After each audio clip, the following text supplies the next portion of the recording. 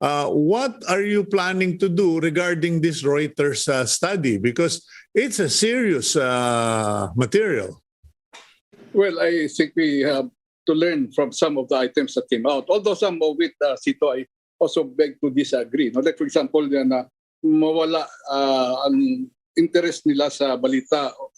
I think that can be temporary lang. For as long, again, as we just dish out what is truthful, later babalik din yan sila. Kasi kailangan din ng tao na malaman kung anong nangyayari sa paligid nila. They just wanna close their eyes to what's happening.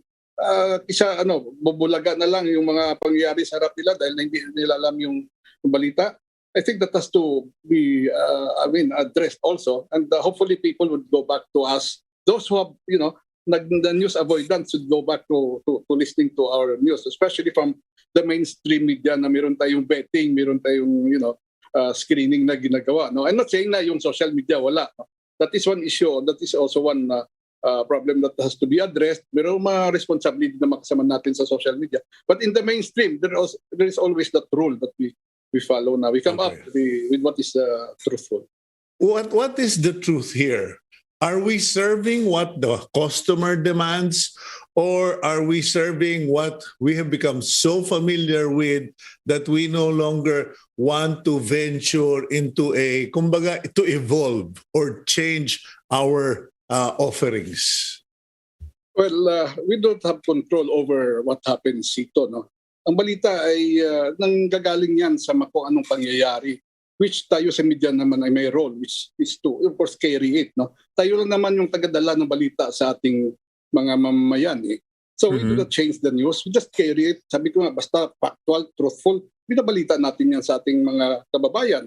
And that is happening also in other parts of the world. Although may mas different circumstances, like in the US, na may mga rasones naman na yung polarization doon, naging rason yan kung anong mga negative effects sa media. But in the Philippines, I think we still are doing our part. Nandyan pa rin tayo. And the mainstream media is here to stay. Yung sinasabi natin na siguro may iwas sa news sila dahil napupuno na o maraming negative. Siguro it's because of the fact, Sito, na for the past 2 years, siguro we have been battered psychologically, mentally, emotionally, or even economically by the coronavirus pandemic, di ba? Na siguro ayaw natin makinig muna. We don't want to have additional stressors dahil na marami na tayong problema brought about by apprehension mo, anxiety mo, ang mag-anak, kasakit, may mga epekto na wala ka ng trabaho. So that I think is understandable. But for as long as we do our job, well, siguro babalik din ng mga tao. And then I think marami pa, big chunk of our public are still listening to us, no? Although media, social media, nandyan yun, pero of course, there are still a lot of things also to be desired sa social media, which are more than willing to help out by the way, Sito, no? Our code of ethics, we're more than willing to share it with the others, Sito. Most people seem to, may Facebook naman hindi, Twitter ko na lang, etc. And then the business, if I go through the papers now, even advertisers don't advertise so much in print, even on broadcast, and they have been doing a lot of their promotions online or on social media. How do you prevent this wave from drowning mainstream media? Well, that's a challenge for us in the media, no? But again, importante kung anong gagawin natin para, ma-maintain yung status where we are in right now, no? We just have to do our share. We have to make sure that we are credible. Dahil importante yan for one to be followed, di ba? Kailangan yun, for example, sa news department natin, kailangan we have to check and double check, make sure na tama yung binabalita natin. Then that will make us credible. And once you have the credibility, your rating goes up.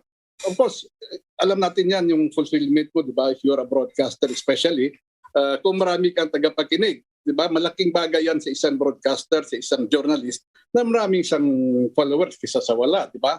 And that makes, of course, that goes without saying that if you have that, the credibility, the good rating, the following, yung susunod yan yung revenues. It's easy to sell also, no? Because it cannot be denied, Sito. Nakalagay dyan sa study yata na some of the media entities are more into just, getting commercials. Well, we do not deny the fact, Sito, that we need revenues. Saan tayo kukuha ng pangsweldo? Saan tayo kukuha ng pangkuryente, pangbayad sa electric bills natin, sa mga upgrading ng equipments natin?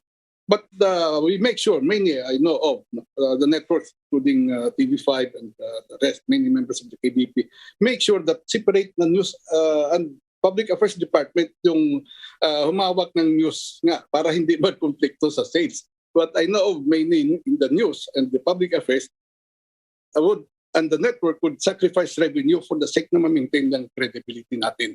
Separate yan. You do not tinker ang mga taga-news. You tinker with their work. Pagkagalitan ka nila. People wouldn't allow, in the news department, would allow you to tinker with their work. And the network, of course, have that policy most of the time na it should be independent talaga yung news. So kaya kailangan credibility for us to also get good rating. And then, of course, revenue will follow, Sito.